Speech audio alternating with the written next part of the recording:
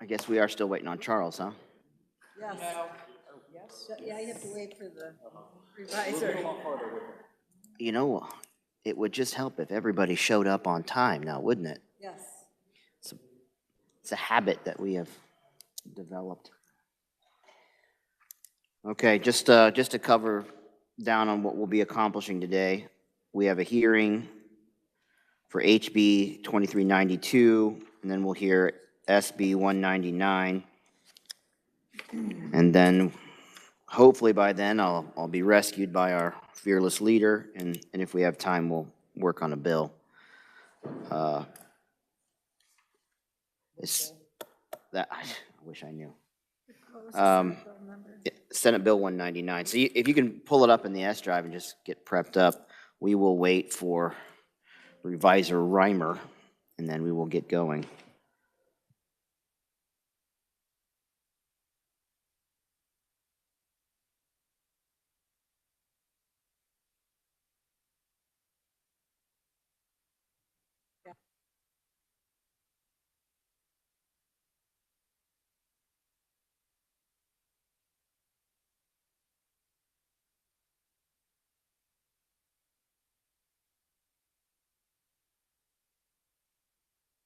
Would be a good time for you to dive into the S drive and read some of the written only testimony.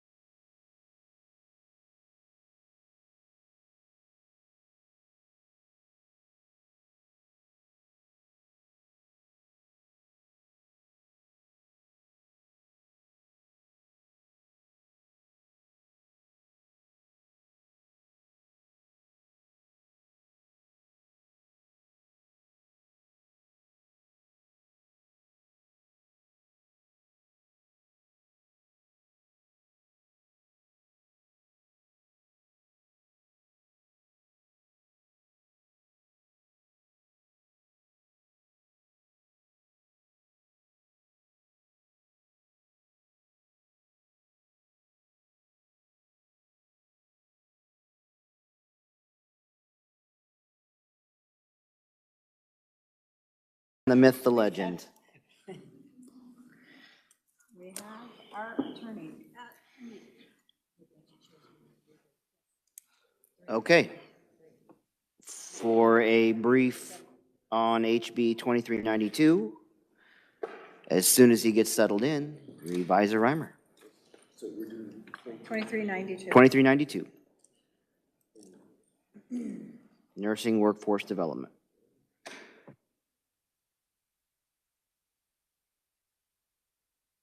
All right, if I stay here. Thank you, Vice Chairman and members of the committee.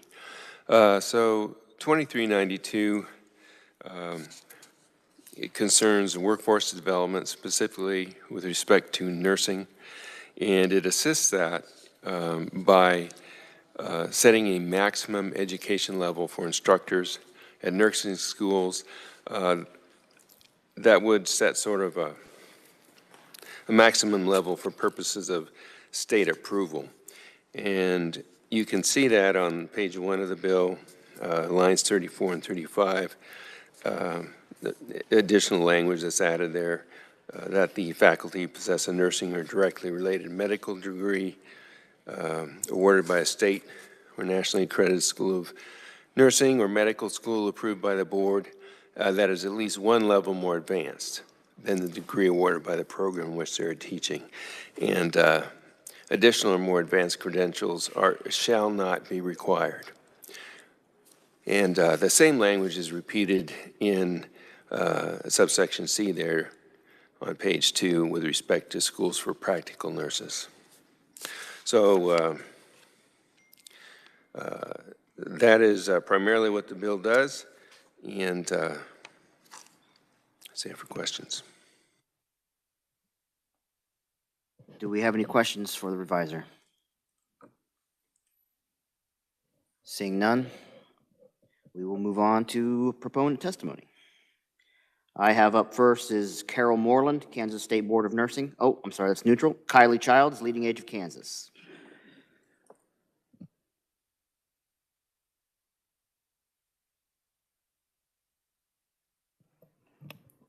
Good afternoon, committee. My name is Kylie Childs. I'm the Director of Government Affairs with Leading Age Kansas, the state trade association of nonprofit and other mission-driven aging services providers. So thank you for the opportunity to provide proponent testimony on HB 2392. The language in the bill may sound familiar. It was similar to what was in certain components of HB 2339, which had a hearing right before turnaround. As we shared at that time, we're facing a nursing shortage in Kansas that needs action to address the different bottlenecks throughout our workforce pipeline. Some of you may have heard in House appropriations this morning the state of the nursing workforce, and one of the things that they mentioned specifically was how it was difficult to find faculty with a master's degree level to work at community colleges. And we believe making this change and lowering that faculty requirement to just be 1 degree higher than whatever you're teaching can help with addressing some of those issues. Additionally, the location and population issues for various areas may make it difficult to find faculty. So when you're looking at just the population size and who holds those degrees, this we believe can open up some of those workforce issues. Additionally, our understanding is the change will not impact accreditation for community colleges through the Accreditation Commission for Education on Nursing, also known as ASIN, as those standards refer back to the colleges and the Kansas Board of Nursing standards. And the Kansas Board of Regents do not explicitly require master's degrees for their faculty, but instead also use the language 1 level degree higher. So this is just streamlining things across the board when we're talking about our colleges. So we kindly request that you support this legislation, and we're happy to stand for questions. All right, do we have any questions for Kylie? Chair recognizes Representative Penn. Thank you, Mr. Chairman. Kylie, thank you for being here today and for your testimony. When you say 1 degree higher and suppose it's a master, is there any stipulation that they actually have to have experience in that work? Because I know I can have 1 degree higher, have no experience in it, and get into a situation where I'm not really trusting, verifying, or anything. Right, this component of the bill just speaks to the educational requirements, but there are other pieces that are in the Nurse Practice Act and in regulations that speak to experience and what those requirements are outlined. So this is just talking about that one component of it. Representative Hsu. Thank you, Mr. Chair. So just for clarification, so if you're going for an associate's, then the instructor for that has to have a bachelor's, master's, then master's, PhD. Is that correct? Correct. Okay, thank you. Representative Wassinger. Thank you, Mr. Vice Chair. One of the reasons why I helped with this bill is because for instance, is my daughter has her doctorate in nursing. She's not teaching, she's working in a women's center and is a provider up there and is making a lot more money than she could ever make as a teacher at the college at this point, or even at the community college or VOTEC level. So it's very hard to get someone 2 degrees higher, particularly in rural areas. This will be a huge help to us all in the state, but more so in rural areas where you don't find a lot of PhDs that are, or other doctoral candidates that are doing the teaching. And there are very fine, well-versed nurses and levels there that can help get CNAs, certified nurse assistants, certified medical assistants, and other levels that will help with nursing homes, rest homes, retirement communities that can help get some of the staffing in. And that's why I ask you to support this bill. Thank you, Mr. Chair. Representative Poskin. Thank you, Mr. Vice Chair. I'm always a little concerned when people try to pull back on teacher licensure type of things, because it's not just the subject and it's not just the experience doing the work, but there are curriculum development type things, there's pedagogy. How do you teach something is very different than doing it. Is there any requirement for those types of courses? So right now in this bill, this is just setting the floor. So if the colleges wanted to do something else, if they wanted to continue hiring at the master's degree level, they can. This is allowing that flexibility. So then colleges, if they are struggling to find somebody, have some flexibility in that hiring process. So they can set additional standards or requirements that they would like to see past that. Follow up, if I may. Yeah, go ahead. So they could hire somebody who hasn't taken a single course in curriculum development or, shadowed an instructor or anything like that? It would be anything else that's outlined in the Kansas Board of Nursing, the Nurse Practice Act. They would have to meet all those other requirements. Again, this just addresses their educational piece. Yep. Okay, thank you. Representative Wassinger. And also in the Nurse Practice Act, they have to have a certain number of clinical hours, and they do a lot of clinical work before they go to things. And there are different avenues when you're in a nursing school that you can go towards the teaching part of doing things, or you're going to go into OBGYN or general practice. So there's a lot more to their education than there is just changing these requirements. This is just to loosen up the ability to have teachers help take care of them. Thank you, Mr. Chair. Any more questions for Kylie? Seeing none, I just have one quick one. In the current setup, curriculum's already developed, right? You just have you just have a nurse carrying out this set curriculum. Is that correct? Correct. Would there be any additional education required for a nurse to step in and start teaching these classes? Not to my knowledge right now. That would be, again, up to the college if there's something that they wanted to put in place as here's a program of how to teach and how you're going to run your classroom. But this does not address that specifically. All right, great, thank you. All right, thank you, Kylie. Seeing no more oral proponent testimony here, I do believe we have some written only. William Wilk of Kansas Chamber has written. You'll see that in the S drive. So we'll move on to neutral. We have neutral written only testimony from Carol Moreland sitting in the S drive. Is there anybody in the gallery that would like to testify on neutral? Seeing none. All right, so we have we have one opposition written only testimony. That'll be sitting in the S drive. Anybody else wish to testify? Seeing none. Okay, we will close our hearing on HB 2392. And we will move on to SB 199 for that. Representative Wassinger. Thank you, Mr. Chair.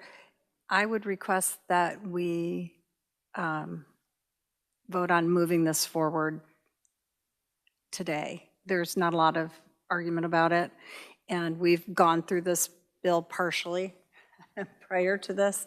So this being kind of one of those things that we want to get as many bills done as we can today so that will go through general orders. I ask that we do that. Is that a motion? I move that. There's no objection. If there's an objection, it cannot be done. Okay, if there's no objection, I would like to have it done today.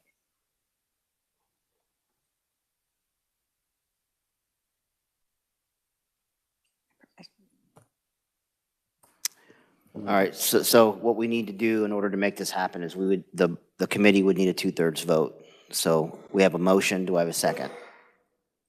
We have a second. Representative Penn. Again, we need a 2/3 vote to move this on. So all in favor, say aye. Aye. It's debatable. Is it debatable, Charles? Probably, okay. All right, well, then we will, for further discussion. Anybody have, all right. Thank Sawyer- you. Representative Sawyer Clayton. I appreciate that. Thank you, Mr. Vice Chair. I feel like, first of all, our esteemed chair isn't here. I'm sure that he would like to, weigh in on this as well. I think moving this up to EFA before we've even finished the second hearing on the second bill is a little off. And plus, it's not like there was 0 opponents. We had a neutral and we had an opponent. So I would oppose this motion.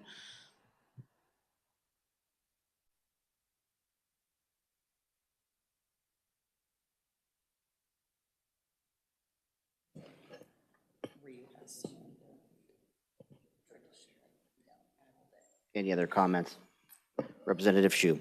Thank you, Mr. Chair. Yeah, quite frankly, my wife is a nurse, and I just texted her what she thought about this, and she has not responded. And so I would at least like to get kind of more input on this from her before I take a vote on this. Happy wife, happy life. With that being said, then I withdraw that motion. Thank you, Mr. Chair.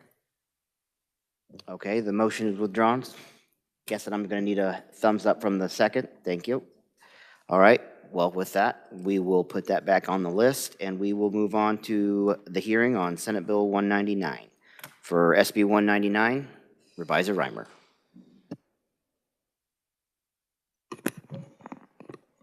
Thank you, Chairman, members of the committee. SB 199 makes some changes to the law that pertains to fireworks in Kansas. Under current law, distributor is defined broadly to include anyone, distributor fireworks, to include anyone engaged in the distribution of fireworks of any kind in Kansas. There are certain exclusions.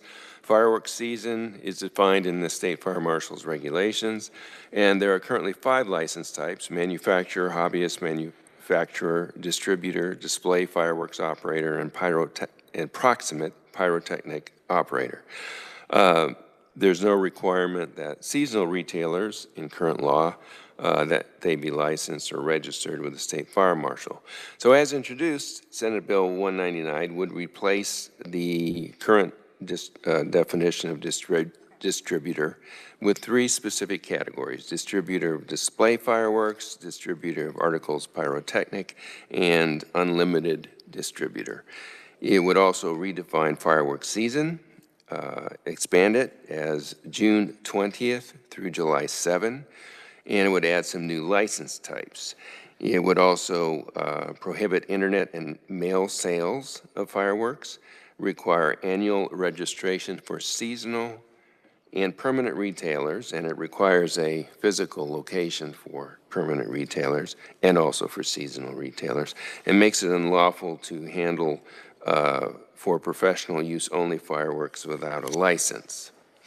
The Senate committee made some changes to the bill. They removed the prohibition for internet and mail sales. They also removed the requirement that seasonal retailers had to register. And I think those are the primary things that the Senate committee did with respect to the bill. So that's a summary of what the bill does. Let's stand for questions. Thank you very much. Do we have any questions for the reviser? Seeing none. Thank you, Charles. All right, so we'll open up proponent testimony. We have Representative Ken Collins going to lead us off. Thank you for being in committee, Representative.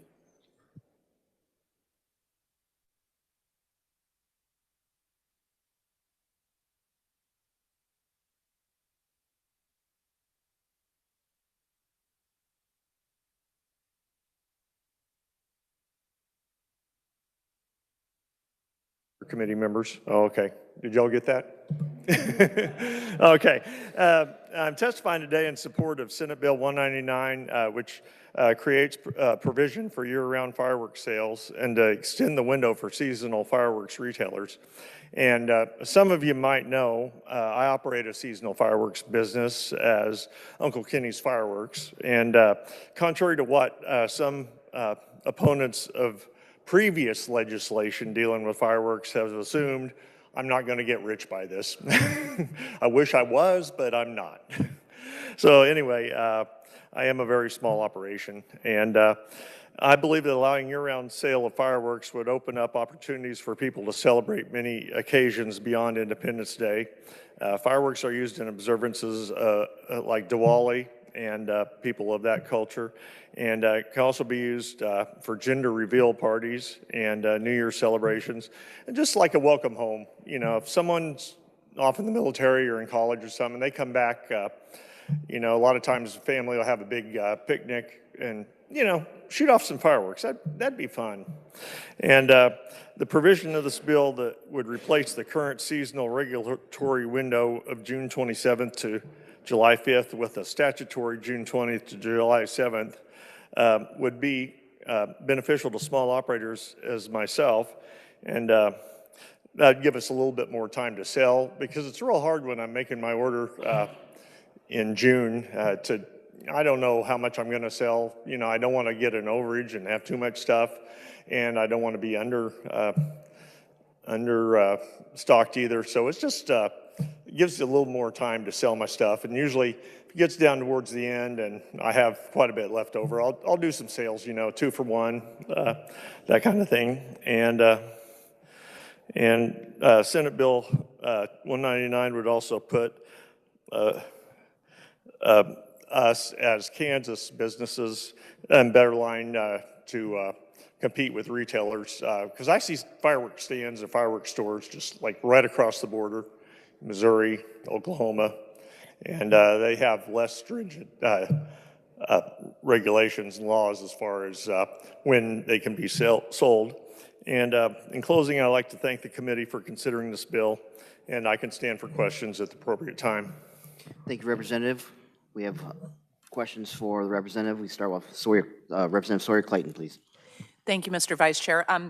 Representative, I know that I have seen iterations of this bill before. Could you walk the committee back just sort of the history of this? Because we've seen this come up a number of times, and I just want to get those past bill numbers and see where it's gone. And, you know, if you've got that for us, that would be great. Okay, well, I'm terrible at remembering bill numbers, but the one I was most involved with was last year, which it did get a lot of press, and I can't remember that bill number, but it did get a lot of press, and it I got calls, emails, letters, you know, people thinking I'm just a terrible person, that we're going to have fireworks. It's going to be like a war zone out there every night.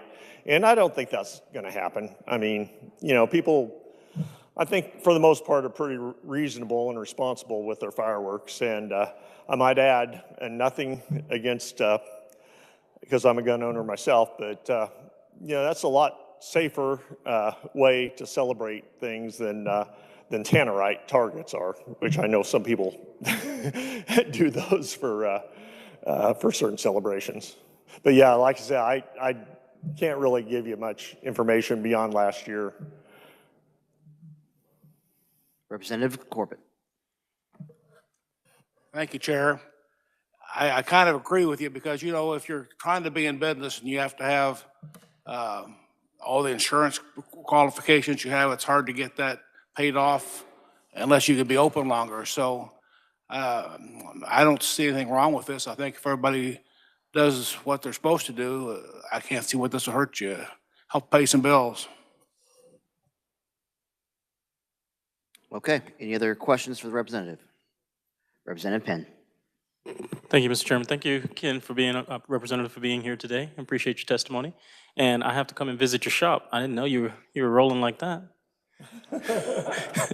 You know, we have babies just about every day, apparently, so gender reveal's right up our alley. So the question I have for you is, did you have an opportunity to get with any of the opponents of the bill and talk with them about the increased number of personnel that they'd have to have in order to monitor the new activity? No, I have not.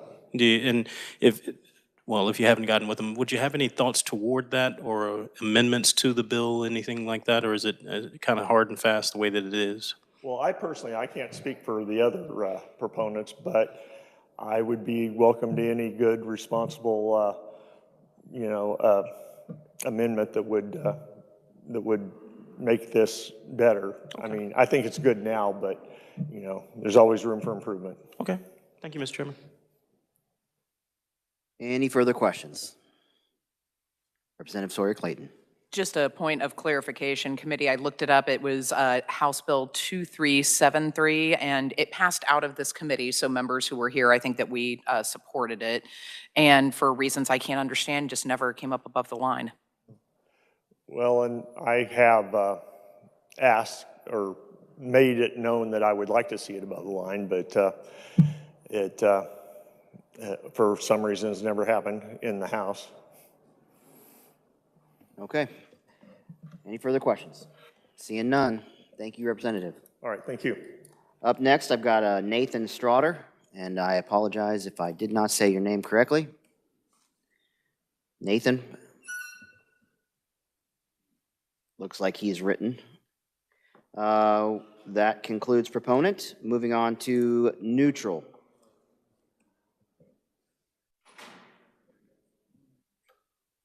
Oh, okay. I'm sorry I don't have you on my list, but please come up and introduce yourself. Give me your name and who you're with.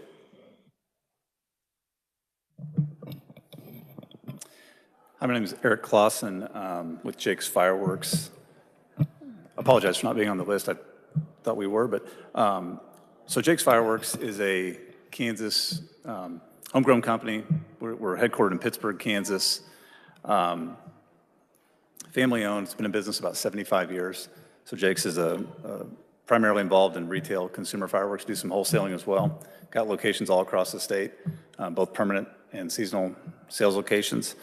So Jake's would support this Senate Bill 199 for a few reasons. One is that consumer fireworks sales events are one of the primary fundraising activities, I think, for a lot of, probably every one of you knows somebody in a high school football team, cheerleading team, church groups, all those sorts of things. So we work with those groups primarily to sell.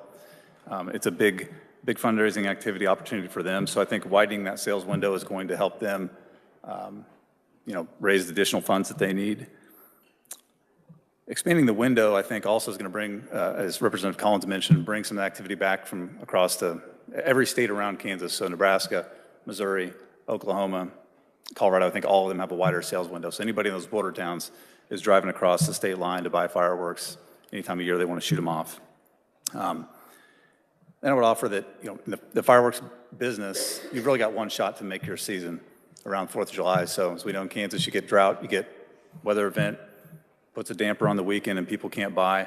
Expanding that window for seasonal sales is going to allow us to hopefully pick that up on the weekend before, weekend after, and just helps for us to grow our company, helps for small operators like Representative Collins continue to have success. So a couple other short things about this bill. It does prohibit professional use only. That's one thing that we notice and that we like. Those are fireworks that are not intended for regular consumer use. We've seen in some other states, they found their way onto the shelves.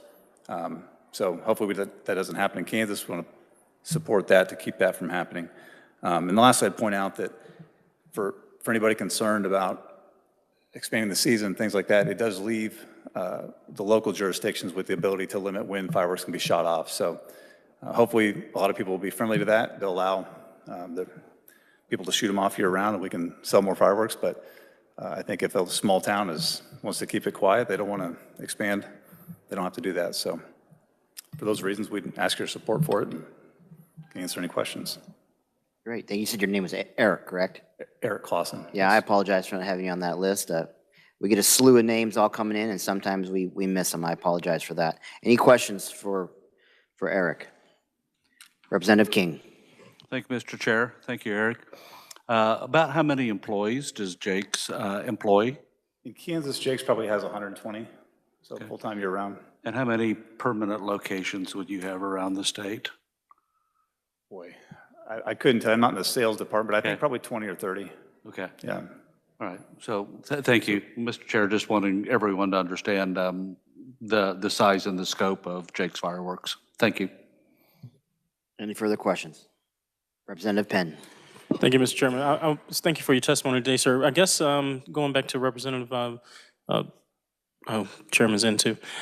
Just going back, thinking how didn't this bill pass through or get above the line? Maybe a demonstration is in order. And I know that, you know, for me and my family, since we, yeah. Fire marshal's in here too, so this is great. You know, maybe we seal the deal. You show us what you're talking about. You know, The fire marshal would Ken go along gets with that, in but on the. come back Oh, and- okay. All right, any further questions for Eric? Seeing none. Eric, I do believe you have a warehouse in DeSoto, Kansas, correct? We do. Yep, I see you every day. All right, thank you for coming in. I appreciate your time. I'm sorry I skipped over you. Thank you. All right, moving on to neutral testimony. All right, we have the esteemed State Fire Marshal, Mark Engholm. Come on up. Hello. Thank you for allowing me to speak to you today. I'm not going to take a lot of your time. When I walked before the Senate on this one, I had 7 pages of testimony for them because of different issues in the bill. They really took care of the majority of it. We no longer have a fiscal note on this issue. We no longer have any concerns about staffing or anything else. I will say that the fire service is not really excited about the idea of more fires, more injuries, because that's the reality, right? More sales, more fires, more injuries. But that being said, that's a policy decision that you folks need to make, and they're not here. So I think that speaks to they're not happy with it, but they're also not going to come in and oppose it. So let me just go through a few quick pieces for you, and then I'd love to answer questions because I know you guys probably all have wonderful questions about fireworks. The biggest piece, and I liked that they pointed that out in the last testimony, is local jurisdictions in Kansas have the sole discretion over whether to sell fireworks when they're sold within the frame of the state, right? But you can have a municipality ban fireworks completely if they want, or they can just let it happen. They do permits, they do those things at the local level. We were very happy to see the state registration piece of this bill taken out. There is no need for our office to get more involved in bureaucracy and more permits and everything else, and then us having to charge fees to do something that local jurisdictions are already doing and doing well. So we were happy with that. On the internet sales portion of it, actually their amendment wasn't that they did away with it or the internet sales portion. What they did is actually make it so people, let's say you're doing a fundraiser for your school, and you want to pre-sell fireworks. So you want to go out and pre-sell, hey, we're doing this. When the fireworks date comes, you can come to the stand, you can pick up, here's your package, pay your money, and go. And we think that's great. What we didn't want to see is that transaction. We didn't want to see fireworks being shipped across state lines, sent FedEx to someone's home that we don't have any control over, right? So what they did in the Senate was amend that so it's a person-to-person transaction. So that will continue, but it still allows that flexibility for those fundraisers and everything else. So if we did initially have a $75,000 fiscal note on this because we were looking at within a 3 or 4 month period having to possibly handle 10,000 registrations through our office. With that gone, we don't have any objections. I don't know if you actually have this in paper form, but there are some very colorful, nice little pieces here. First of all, on some of our enforcement efforts with the stands and seeing what we have out there, there were 14 cases last year in which our folks seized illegal fireworks from stands, and then, of course, we have to dispose of those. We do that well. Anyway, I will say, but actually, they're very dangerous, and I shouldn't joke about it because we actually had a Wichita police officer on their bomb squad, I want to say 10 or 15 years ago, who was killed disposing of illegal fireworks at their range. So they really aren't something to laugh about, right? I should be better. And then over here, we do have a voluntary program for healthcare providers in Kansas to provide us with information about fireworks injuries. So there's some information in there about last year, who's most impacted, some of those just issues out there to throw that we're looking at. And that's the main piece I had for you. Oh, I will say, on the last page of our testimony, we did have 2 suggestions that we would like the committee to think about when you're working this bill.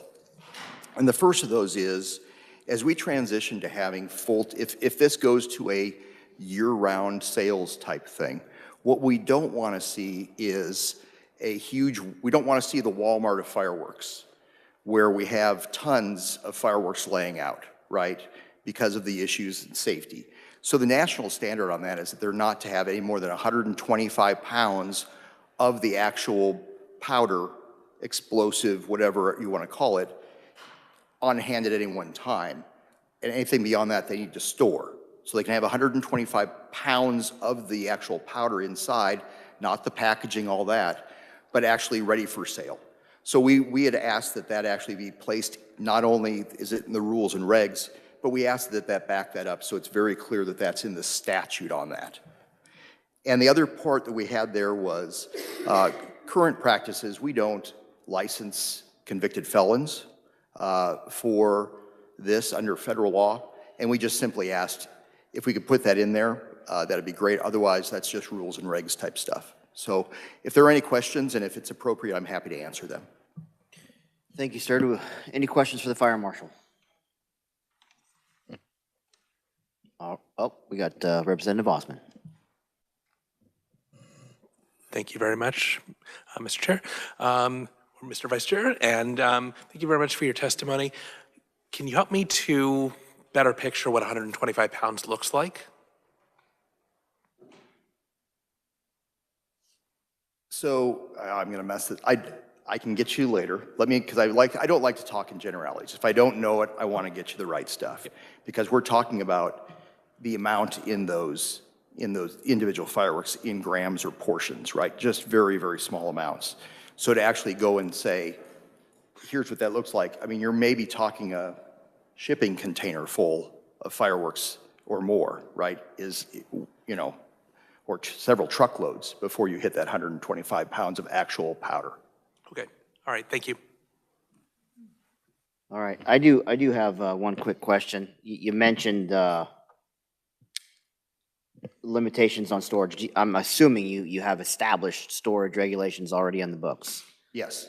Okay. Yes, and we, on the front page of our testimony, if you'll see, right now we have 64 facilities in the state of Kansas that are permitted for storage of fireworks. Great. So that would be an easy meet in the middle situation. Okay. All right. Any other questions for the fire marshal? Representative Penn. Thank you, Mr. Vice Chairman. Thank you, sir, for being here today. I appreciate your testimony.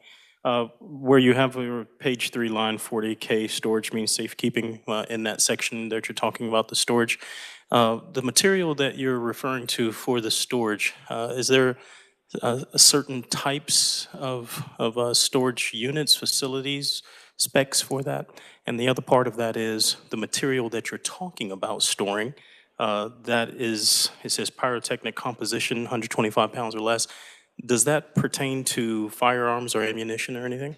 No, it does not pertain to firearms or ammunition. It is specifically, this deals with fireworks themselves and the pyrotechnic material that's in those. And yes, there are standards, national standards that we've adopted for what we call bunkers. I mean, if I say bunker, you're thinking we've got a hole in the backyard and we're going down. But really, most times what we see are these are, say, 20-foot Connex containers, metal, and they're kept.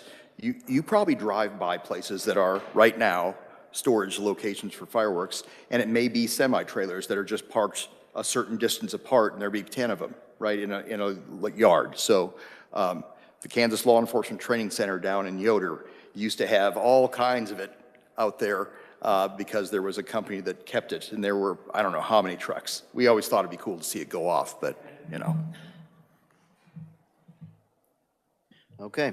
All right. Thank you very much. Thank you, sir. All right.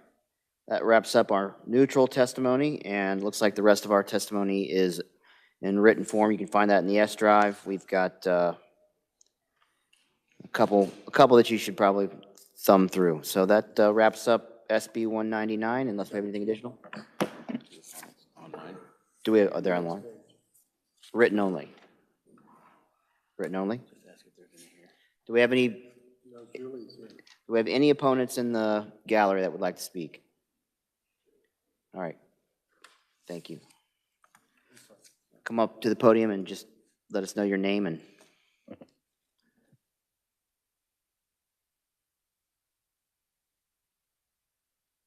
Okay. Mr. Chairman and members of the committee, I can do this. My name is Julie Durand, and I live in Jefferson County. I'm here today on my own behalf and to speak up for those suffering from PTSD. I hope you'll hear another testimony that fireworks injuries will, of course, increase as sales increase. You heard that. Usually these statistics refer to physical injuries. I was in a fireworks accident in 2013, and I suffered burns over 19% of my body. It took me more than a year to recover. But it's more than that. People don't usually like to talk about mental health, and not many relate it to fireworks accidents. Fireworks can be a PTSD trigger for people who have suffered a trauma in the course of military service or as a result of an explosion, gunfire, a house fire, or obviously a fireworks-related accident, which is what happened to me. I don't know how many people would be affected by this, but I'm sure you all know someone who has dealt with one of these things. Maybe they haven't talked to you about it, probably not, because it's really hard for me to talk to you about it now. PTSD isn't necessarily sudden onset. In some cases, it can take 20 years before the nightmares, the terrors, and the other emotional distress actually happens to you. People like us go into hiding when we see the fireworks stands being put up. Then on July 6th, we rejoice that we made it through another fireworks season. We don't attend outdoor sporting events as much as we might like due to fireworks displays. We know that on New Year's Eve, the day of the Super Bowl, and other holidays, that there can be fireworks, and we take mental precautions. If we are taken by surprise, or even if we're not, we can be bombarded by flashbacks, nightmares, and progress setbacks that were recently made in therapy. And this is just the human element. Fireworks affect animals too. Remember, this affects someone you know, and it affects an animal that you know. We just don't talk about it. Please, I hope you will stop and consider these veterans and Kansas citizens when voting whether to expand fireworks sales. 2 weeks of hiding from them instead of 1 is not necessary. Year-round sales are not necessary. Thank you very much. Thank you, ma'am. I appreciate you. Thanks for having the courage to come up and tell us about your story. Do we have any questions for the... All right, Representative Penn. Thank you, Mr. Chairman, and thank you, ma'am, for your courage. No, it's not a question for you, just more of a comment. I wanted to let you know how much I appreciate you coming and giving that testimony.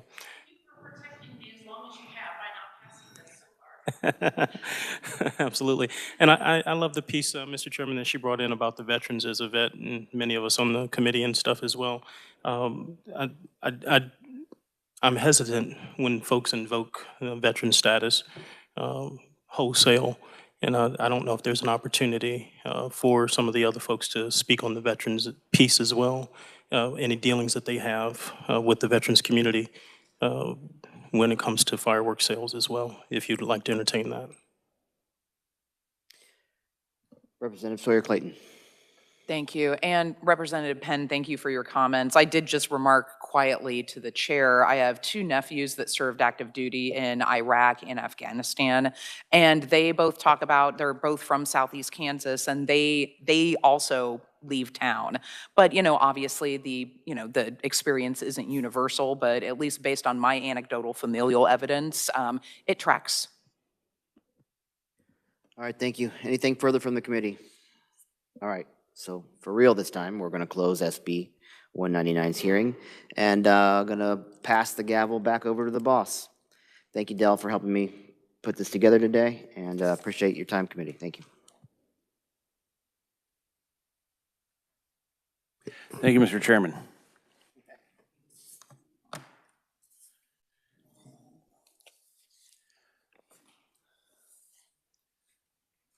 All right, committee.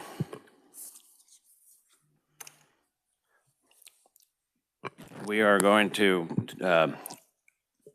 talk about the two bills that we heard, two bills we heard earlier this week on the land acquisition and drone. And Charles, which one do you want to start with? Chairman, we can maybe start with 2293. It doesn't really matter. 2293 is the first one up.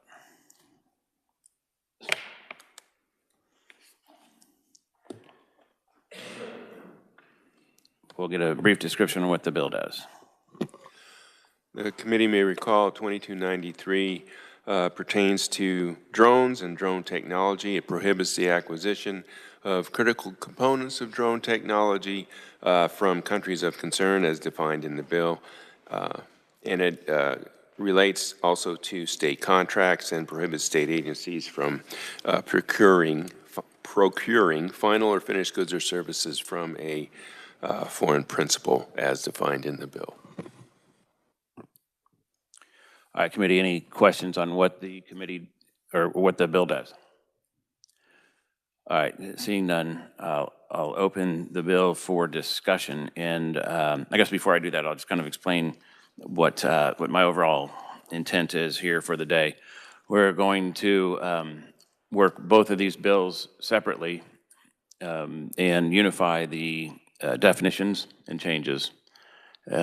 Then we will insert the two of them into a Senate bill that had been given to us today so that we can get it to the floor and into the conference. And so that's kind of what the game plan is today. And so we'll start with a balloon amendment on this bill.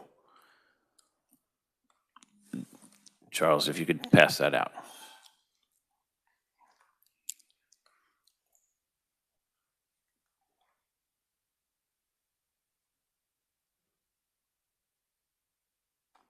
Thank you. Charles.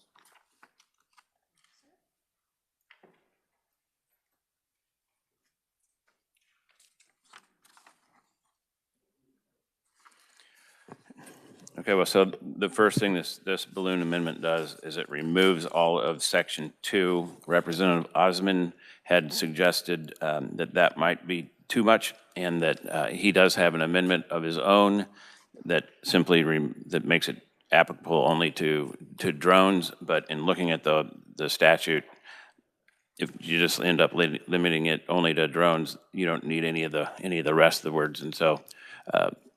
They just struck the entire Section 2 because they don't need it. We added representatives of the company to the reporting.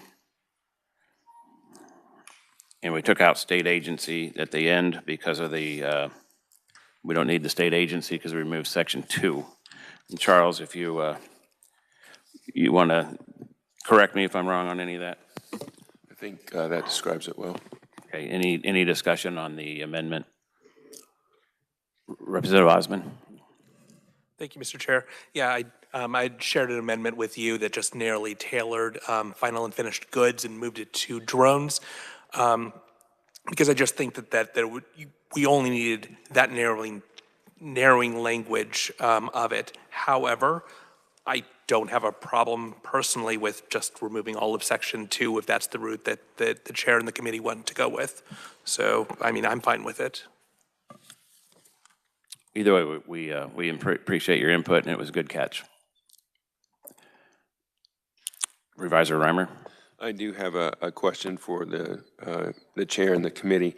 So if you look on page 2, the line 28 and 29, we're adding representative agent of such company to the definition of company, and I just wanted to make sure that that was consistent with the intent of the makers of the. It is. Representative Williams? Okay, with this update, I'm having difficulty locating what I need to locate. It says any critical components for drones or any related services or equipment. That would entail any type of software on an iPhone or Android phone or anything at all would be captured by the existing language and not struck, correct? This is just related to Meaning related to, I know. Can you? So that means, what I'm saying is, with the way that it's adapted and changed, anything related to, because drones, the DJI are run by their phones. So that would capture any technology or any software that would be put on their phones for DJI or any type of drone. I'm just wanting to make sure that the new language does capture all technologies that could operate, including any telecommunications or other separate remote. So I'm unsure on whether or not the bill includes all of that. We'll get that answer from the revisor, but this amendment doesn't strike anything that would have to do with that, from what I understand. Revisor Reimer? Yes, that's correct. This amendment does not address the issue you mentioned, Representative Williams. So with respect to your question, I guess I would direct your attention to the definition of critical component, and you can find that on page 2 of the amendment, actually. It's lines 41 through 43 there, and then it continues to page 3. And you'll see that critical component is defined as including any, on page 3, line 4, including any software installed in a drone. So that's part of that definition. There's also, if you look at the top of page 3, critical component is also going to include the primary component or subcomponent of an identifiable process or subprocess necessary to recording, storing, or transmitting of data or any other form of information. So that's a fairly broad component of the definition there, and I think one could maybe argue that that would include software on a phone that's necessary to the transmitting of data. But it's not clear. Certainly, it doesn't reference software contained on a device, but like a phone. But it does include distinct and serviceable articles on line 43 on page 2. So, the argument can be made that it would include a phone if it's used to control the drone. Okay, thanks, Charles. Representative, you might want to suggest a separate amendment to, say, installed on drone or other device or something along those lines. Why don't you chew on that while we're doing this, and then you can make that motion. Representative Laura Williams. I was just going to add on to that. I think if I understand, Representative, where you're coming from, I don't think that that language would be necessary because there would be no need for that software on your phone if you weren't allowed then to use that drone. So the software is specific to the drone. Does that? Why don't we debate that amendment when it comes up? That's great. Okay. Any further discussion or questions on this amendment? All right, I need a second on the amendment. Vice Chair Turk. All in favor of amending, say aye. Aye. All against, say no. Motion passes. Representative Williams. Sure, thank you, Mr. Chair. So Representative Williams, that might be true, but if you already have it downloaded on your phone, it could be like TikTok. It could perhaps be used in other nefarious ways that I couldn't even begin to understand. So what I would just suggest is that, yeah, I like yours better. I would just suggest just being abundantly clear so that there's not a loophole. I do think you're correct that the software is not going to work, but then could it be used in another nefarious manner I don't know. So with that, I would make a motion, this conceptual motion, that on page 3, on line number 2, critical component be expanded to include any software installed in a drone or on a device in support of the operations of the drone. All right, for clarification, you mean line 4, not line 3?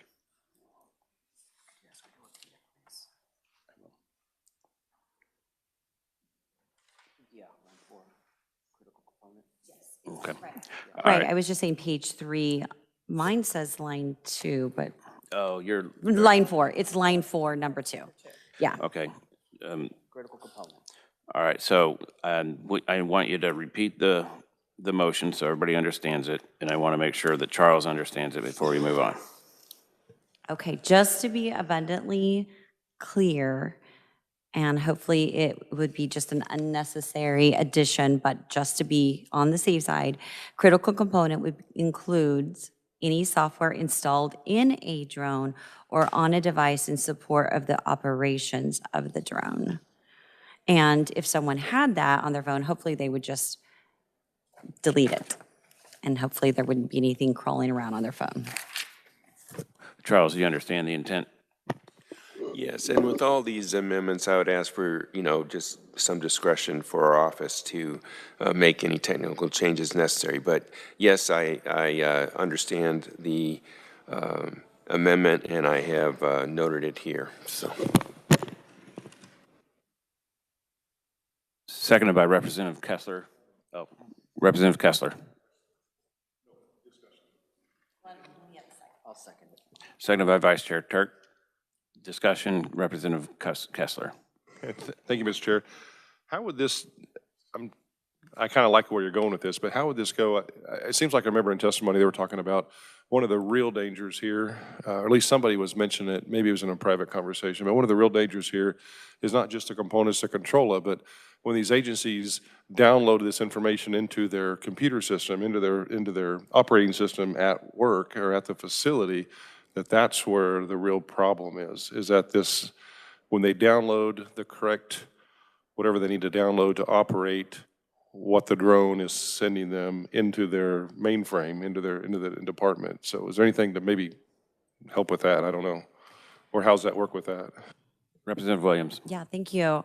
Charles, do you think that captures, because I was also thinking of any component parts that are extra from the drone, such as if there was a remote device other than a phone or other than a computer, because there are servers and computers that work with this, and so would that capture anything that might be problematic? Revisor Reimer. Well, one could, maybe expand it a little bit and say, or on any device used in support of the operations of a drone, or on any device, or any network device used in support of the operations. Okay. Vice Chair Turk. Thank you, Mr. Chairman. Let me for clarification of the committee. I know in these conceptuals we can get muddy and lost. In our testimony, they said, and there's what I took from it, approximately 3 to 4 key points that we needed to take from this, vulnerabilities. One of those vulnerabilities was the network devices. In order to keep these drones in the air, they must download, just like any other, if you're a PC gamer, you know exactly what I'm talking about. You need to download the program from which that program updates the software. That is a key vulnerability because it's networked directly into the source's servers. And if that server is in Beijing, well, there you go. There's your vulnerability. So what happens is the home base and wherever it's manufactured will kick out a software update, you know, flying 2.0, and then it'll queue you when you start up your drone. Drone wants to start up, says it needs an update, and then you link up to your phone to download the update to the drone, and there you go. Now from that drone, it downloads to the device, and from the device downloads to the original server. There's your vulnerability. Does that make sense? So in the language that says in support of the operations of the drone will not operate until you update it. So there you go. So now you're forced to update it. And then if you add the two more words, network devices, and I think that covers it all.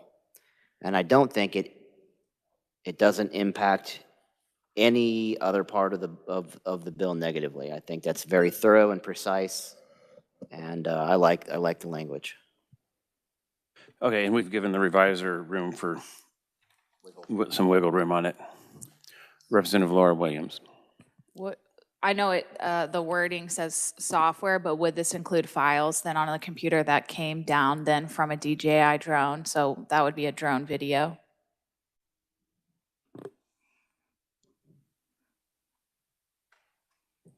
Reviser Reimer. So, yes, as Representative noted, the reference is to software, and I don't think that would typically be understood as to include, you know, video files. Okay, great. Thank you. Any further discussion on the amendment? Representative Penn. Thank you, Mr. Chairman. How you doing?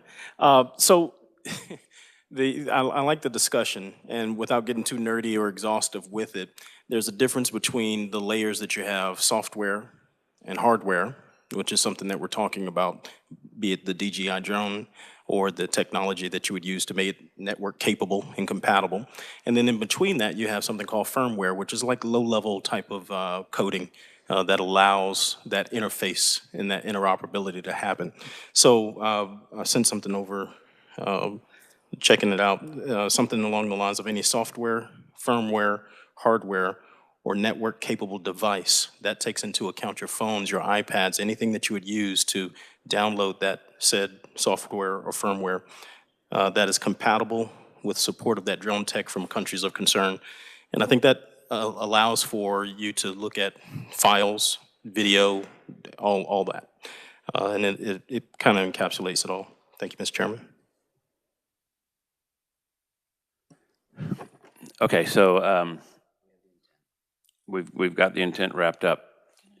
Representative Clayton. Your tone says everything, Mr. Chair. I would just like to, yeah, you can't hide it, just like my face. Okay, so I just want a point of clarification prior to us taking the vote exactly, since we have added on to this conceptual amendment. So Charles, I have written down after, you know, line 4, so we have the original text, and then after that, comma, or on a device in support of operation of a drone, comma, or any networked device in support of operation. Is that correct? Is that what we all have? May I respond? So what I had, and happy to change it, is on any device or network device used in support of the operations of a drone. So do I need to change that? All right, any further? I'm sorry. She's good. But it doesn't incorporate. It doesn't incorporate the firmware and all that? Okay. Further discussion, Representative Penn? Okay. All right. Representative, you can close on your amendment. Sure. Thank you, Mr. Chair. And as we were just discussing here, this bill is only about, acquiring this equipment and purchasing it. And therefore, if you have it and you're using it and you have some video footage and you're saving that because there's a case, that's your evidence, It doesn't prohibit you from using that. So I don't think that this addition, to our vice chair's point, causes any harm, but just creates further clarity. So with that, I close. All right, committee, you've all heard the motion a few different ways. All in favor say aye. Aye. All against say no. Motion passes. Before we move on, Ashley, would you come up here and introduce yourself and tell us who you're with today, please? We have the,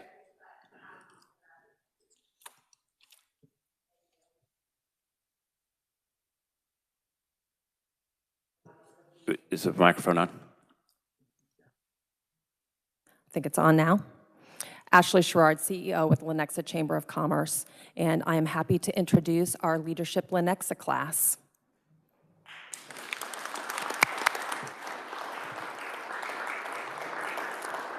Thank you for the opportunity. Yep. Hey, guys, thanks a lot for coming up and choosing the best committee to watch. No doubt. All right, is there any further discussion on the bill? All right, seeing none, I need a motion from Vice Chair Turk. Thank you, Mr. Chairman. I move that House Bill number 2293 be moved out of committee favorably as amended.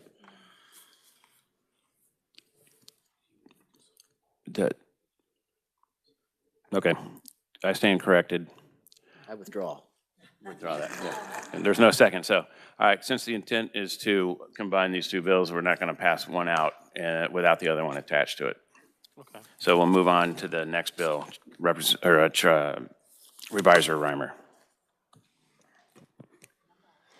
Thank you, Chairman, members of the committee. House Bill 2290 is the companion bill here to the drone bill.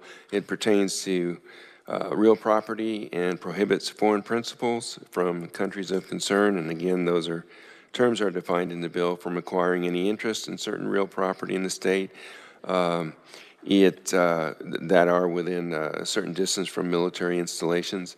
It authorizes a Fusion Center Oversight Board to adopt rules and regulations with respect to adding or removing federally designated foreign terrorist organizations from the definition of country of concern, and it prohibits foreign principals from countries of concern from receiving any economic development program incentives.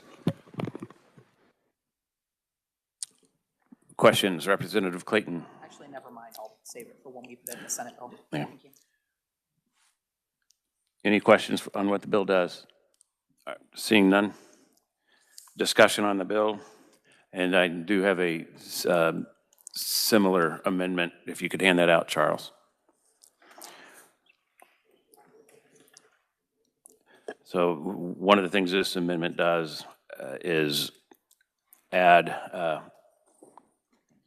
it aligns both definitions for both bills to be the same on countries of concern. We had some discussion on that last week, and we chose to go with the definition that was in the drone bill that we just passed. And this will change the definition in this bill to match, since they're both going to go into the same bill. So we needed them to align. And it also adds representative agent of a company, just like the previous one. And that's all this amendment does. I'll let Charles comment on it if it's different.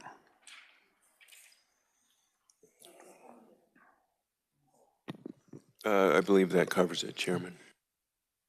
Okay, any discussion on that amendment? Representative Sutton. Thank you, Mr. Chair. In the proposed amendment, are we really amending the definition of a county of concern? Wyandotte, perhaps? I'm not sure. Those are fighting words. Go after him. Well, you just cost us a couple votes, sir. Yes, we're giving the reviser leeway to clean up. All right, thank you. So, geez, he was up all night, man. Leave him alone. Any other concerns or questions on that? Representative Penn? Okay, thank you, Mr. Chairman. Just a quick question. I like the amendment. I just want to ask a question for clarification. How elastic would this definition be should anything change at the federal level, which I guess is what the language that we're changing on foreign adversary by that code? Would we have to come back and amend our language going forward?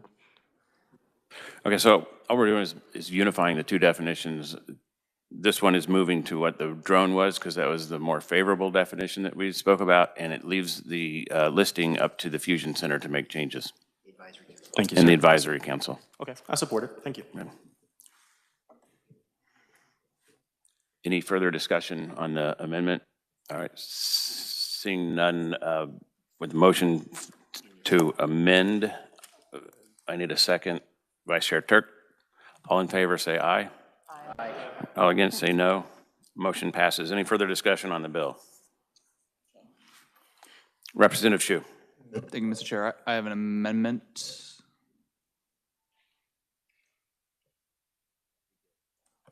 I think it is. I think it's a good amendment. I think it's worth having a discussion, actually. I can discuss it. Mr. Chair, if I can. Go ahead. Yeah, go ahead. I mean, so basically in the bill, and again, my concern of this has always been people who are currently like legally allowed to open a business or whatever. Currently, they are told they need to register, and then automatically at some point, if they don't register, then they automatically have to divest. And so just kind of knowing immigrant communities, they are not civically engaged at all. I could see the scenario where they don't get the notice that they're supposed to register, and then all of a sudden one day in like a year, the AG learns about it, and then they automatically have to divest. It seemed a little bit harsh to me. And so this kind of just introduces an intervening period where they get a warning, and the AG reaches out to them and says, hey, you have to register, you have 3 months to do so. And then after that 3 months, if they don't register, then they have to divest. Okay, is there any discussion on the amendment? Vice Chair Turk. Thank you, Mr. Chair. Did you happen to run this by the carrier of the bill? I don't think he's not required to do so, but you can answer that. I did not. I mean, I have a meeting scheduled with him on Friday to talk about this, but I haven't gotten a chance to run this by him yet. Vice Chair Turk. Thank you. I was just curious if there was any additional information on it. I didn't hear any questions about it brought up before or in any of our hearings, so I was just curious kind of where this came from. Just my brain. So, okay, so I understand the intent of this. However, the intent, I mean, I view this bill as the warning, as the, okay, here's you guys need to register. And the idea is to get as many people to register on their own as possible, and if they do not, then they're in trouble. And if they wait for us to catch them, then they can register. That's not the intent of the bill in my opinion. But you guys can feel free to discuss any further discussion. Vice Chair Turk. Thank you. Yeah, that is exactly what I was thinking. I'm feeling like, oh wait, don't cross this line. Wait, that's not what I meant. Don't cross this line. And I just feel like it was good right where it was. Don't cross this line means don't cross this line. We just got to stick to it. I feel like we're adding another layer that we don't need.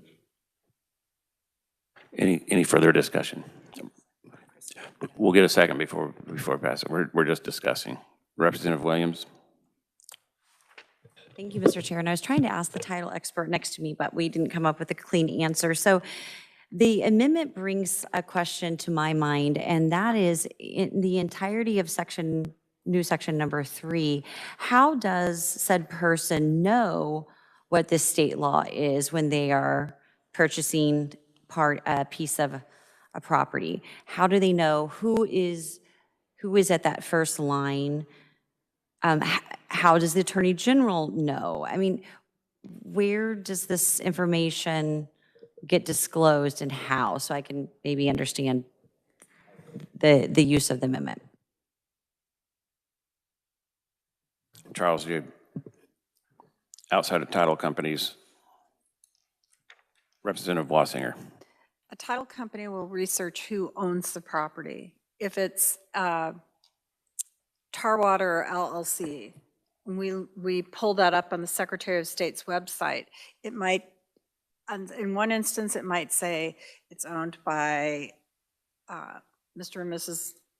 Representative Tarwater, but it also can go into a rabbit hole of different holdings. And so we wouldn't necessarily be able to tell you exactly what foreign entity owned it if they've covered their tracks with different holding companies.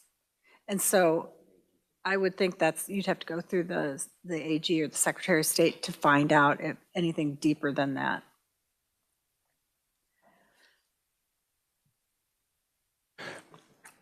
Representative Williams. Sure. But just in terms of practicality, how does an individual that may be foreign know that this is law other than we're all subject to laws that we may not know we're subject to? Kind of that's part of where I was going as well.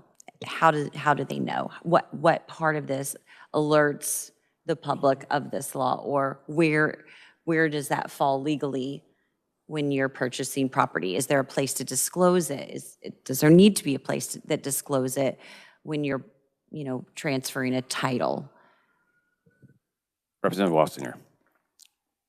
Well, if you have any questions, you need to have an attorney look over any of the paperwork you have. And it's a little easier in my house because I sleep with the title attorney. So, but you'd have to get an attorney to figure out how to back something up and see where it goes. They would be able to do background checks and as well would anybody else be. I think it's kind of buyer beware. And attorneys have to go to continuing legal ed, and particularly title companies have to go to continuing education that explains any differences that we need to be watching in the title. Title company would disclose it. The title company should know part of it, but you should always get an attorney to look to see, because they're the ones that are always studying the law. We're studying only the parts that go with following the chain of title, not necessarily the foreign adversary part of it. Representative Williams. Apologies, Mr. Chair, just one little comment. What this may indicate is just a complete and utter lack of knowledge here, or it may indicate a difficulty with enforcement, because if we don't have any person from the title company that knows that they must ask such question, then it might never be asked, it might never be recorded, and it might never be known. And so that's kind of the circle I'm drawing, but this may be a non-issue. And so I'll just let it rest. Mr. Chairman. Okay, just give me just a second here to kind of comment on this. So on line 44, C1 has two different things. It has somebody that currently is here and needs to register, and they're allowed to stay if they do. It also says no one else can purchase going forward. And where you've inserted this, in this question is going to be for the bringer of the amendment. Where you've inserted this, it would affect both, so that somebody could actually buy land and then get a warning and have to register. And so it would make more sense to me if you inserted it only for people that are currently here and still precluded future purchasers. That way, we're sure to make sure that people register. If they don't and we find out about them, we'll give them some time to register. If that is your intent, then that's a different type of amendment. Can you answer that? Yes, that would be my intent. Thank you, Mr. Chair.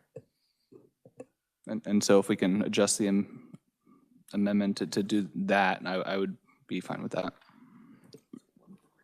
Charles, do you understand that? We don't know what the wording's going to be. I'm sorry. Just don't. Stop asking. It's my job to ask. The wording will end up a little different. My guess is he's going to have to separate section C, line number 1 from B. Charles. Yeah, would you be willing to state what your intent is again? Yeah, the intent would be to apply my amendment language only to people who are already here, or who already own land, or already are renting. And then it would not apply to new purchases.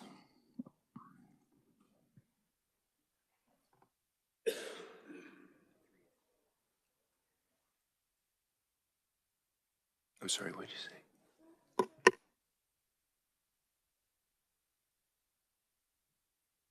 You can take your time if you want.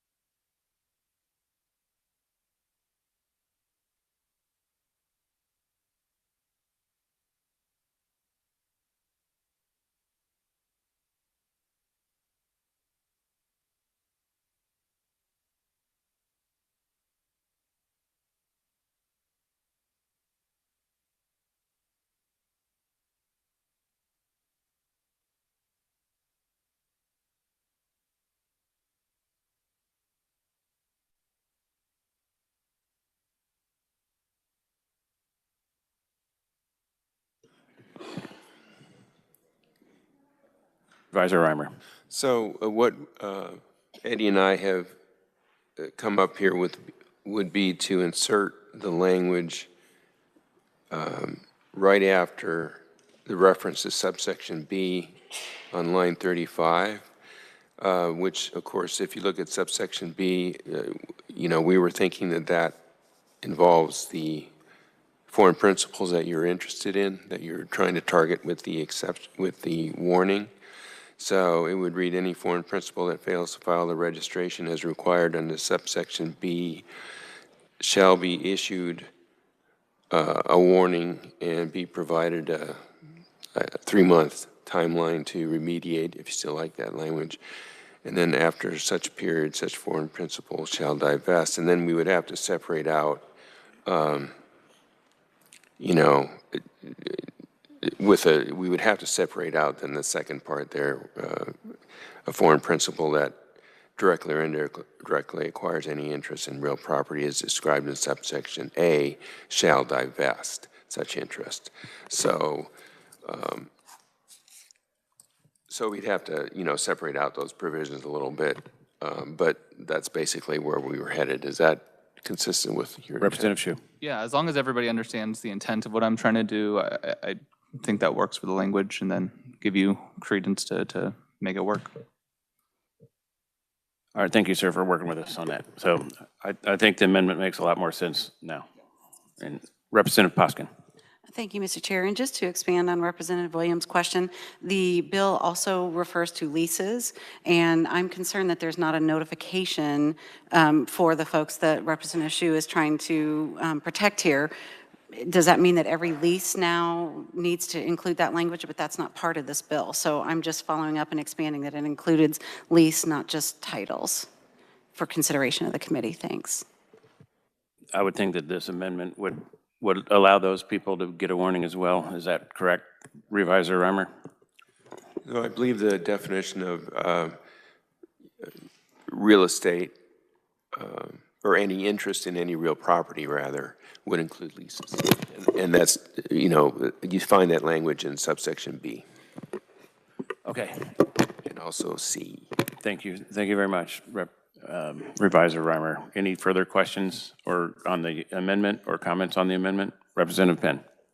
Thank you, Mr. Chairman. And I know that we were discussing quite a few things. Representative Williams was talking about where is this going to be publicized in the chain of events that you do, doing a land acquisition or closing a deal.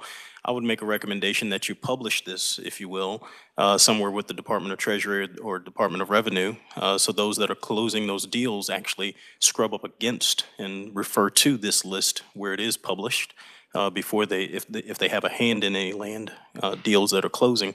I think that's probably one of the cleanest ways for the state to publish this particular list and have it out there so that they can see that. The other thing that I would say is concerning the amendment that is being proposed right now, I would not be in favor of it.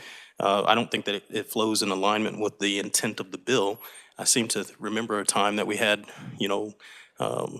buses or whatever they were, balloons flying across the nation for about 3,000 miles, surveilling the homeland, military bases and everything. And we did not take the opportunity to shoot them down and have them send back quite a bit of information to the CCP. And that's some of the stuff that we were just talking about with the national security angle.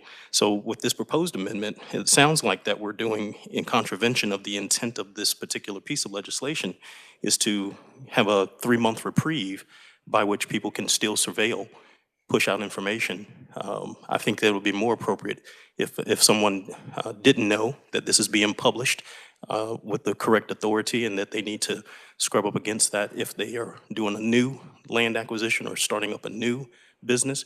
If they are already here, if that's an extenuating or mitigating circumstance, that should be brought up in retrospect and used as, to apply for an extension, but not on its face on the front end, just give you 90 extra days to continue to be a potential threat. Thank you, Mr. Chairman. Okay, any further discussion on the amendment?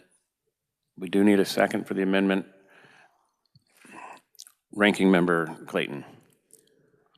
Representative Hsu, you may close. Thank you, Mr. Chair, and thank you for the discussion. And to Representative Penn's point, I appreciate it, and thank you. I would say in that example, the balloon amendment doesn't apply to this specifically, but I mean, I say this somewhat starkly, but it's true. Like if a government is buying land near a military installation as as a Chinese agent, like they're the dumbest secret agents of all time. Like they're going to be able to easily get around kind of what is already in this bill. And then I've been of the view, this bill actually does apply to a lot of people who are here legally, who are able to own businesses now. That's been my concern the whole time. I am just as skeptical of the CCP as all of you, but this bill does touch a lot of immigrants who are already here, already renting businesses. And I'm literally just trying to prevent the scenario where they didn't know they had to register, and then the AG comes in and says you have to divest, and so this just gives them a little bit more leeway, say, hey, I honestly didn't know, actual mistake. There is no mechanism in the bill for an extension like you alluded to, and so I'm just trying to give a little bit of leeway to those people. So with that, I close. All right, committee, you've heard Representative Hsu's amendment and seconded by Ranking Member Clayton. All in favor say aye. All against say no. No. Division's been called. All in favor, raise your right hand.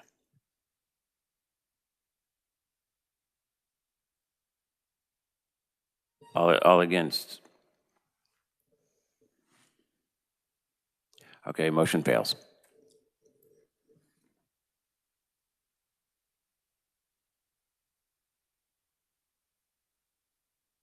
Further discussion back on the bill, Representative Williams.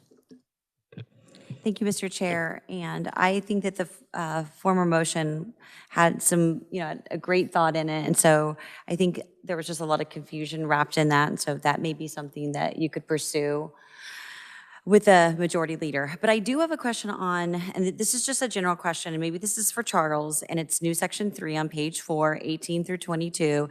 And it's really about the acquisition, the purchase of these properties 100 miles from the military installation. Who is it that enforces this, or who is it that is, how is this going to be enforced is my question. Who should be? Is it the real estate agent that has to ensure? Who is it? Revisor Reimer. Thank you, Chairman. So there's no reference in the bill to the real estate process, title or real estate agents, there is reference to the Attorney General, and the Attorney General is tasked with investigating and enforcing the act. So that really is all that the bill really speaks to as far as how these violations would be detected. It would be up to the Attorney General. Representative Williams.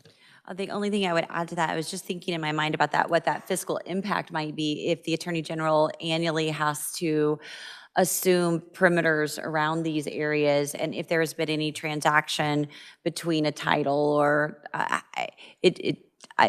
maybe there is a way, and I certainly hope there's a way. I just don't know what that is and what that fiscal impact might be. Thank you.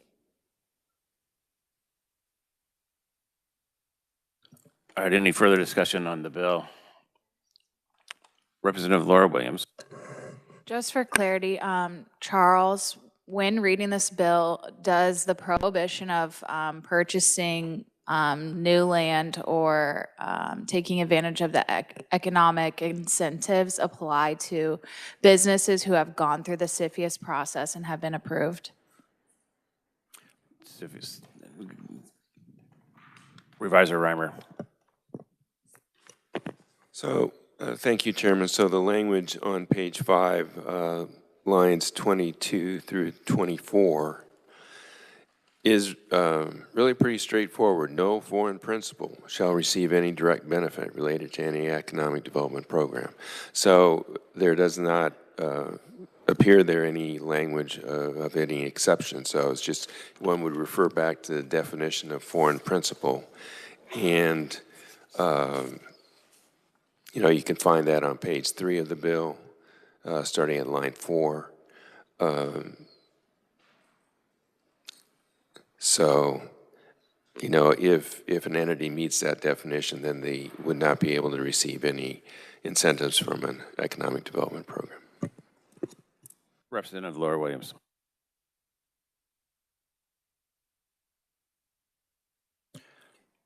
I think they took the CFIUS part out of this bill from last year because it no longer is retroactive, and so they didn't feel like they needed it. So. Further discussion on the bill? All right, seeing none, we'll move on to Senate Bill 9.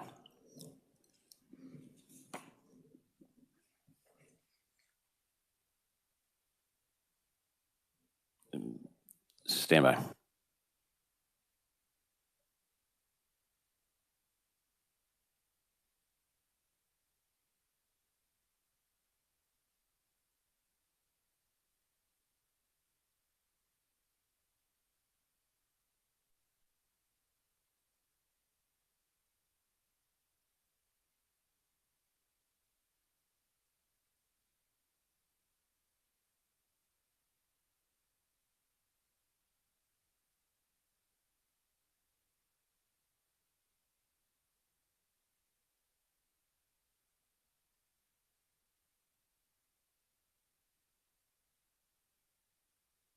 All right, so Revisor Reimer is going to give us a brief description on how to do what we're about ready to do. So, Revisor Reimer. Thank you, Chairman. So, as I understand, what the committee the committee would propose to do is move the contents of House Bill 2290 as amended and the contents of House Bill 2293 as amended into Senate Bill number 9 and strike the provisions of Senate Bill number 9 and then move the contents into as I described. Senate Bill number 9 is an act that concerns U.S. public land surveys. It relates to reports filed with the State Historical Society, extends the time to file such reports from 30 to 90 days. So the contents of Senate Bill number 9 would be stricken if the committee approved that action, and the contents of 2290 and 2293 would be inserted as amended, and the bill would be passed out as a substitute bill House substitute for Senate Bill number 9. And I would ask for discretion to make necessary technical changes to accomplish that. Okay, yeah, thanks for the explanation. And for those of you that are new members, the substitute bill, it would remove it would automatically include all the changes without balloons so that it doesn't get confusing. Because when you have this many amendments to a bill, it gets confusing. It'll just be drafted as it would be in its final form. With that motion, Vice Chair Turk. Thank you, Mr. Chairman. I move that we remove the contents of the Senate bill and insert the contents of House Bill 2293. Yes, Senate Bill 9. And insert the contents of House Bill 2293 and House Bill 2290 as we amended, and that a substitute bill be passed with the leeway that reviser has asked for. Seconded by Representative Penn. Any discussion on the amendment? Representative Osmond. And you have one too. Yeah, just my question is Representative that. Osmond.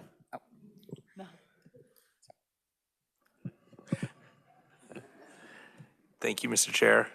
I voted last year for the drone bill, and I'm in support of the drone bill as it is this year. I did not vote for the property bill last year. I am uncertain how I feel about the property bill as it is currently drafted this year. My preference would be to not wrap them all up. I understand why you're doing it, but my preference would be not to wrap them all up, and so I will not be in support of this motion. Representative Clayton.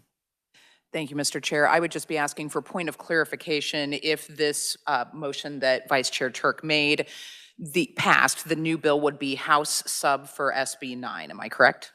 That is correct. Thank you. Any further discussion? All right, seeing none. You heard the motion, seconded by Representative Penn. All in favor say aye. All against say no. No. The ayes have it. Motion passes. All right, we're going to adjourn for today. And Charles, you got your work cut out for you. Thank you, sir.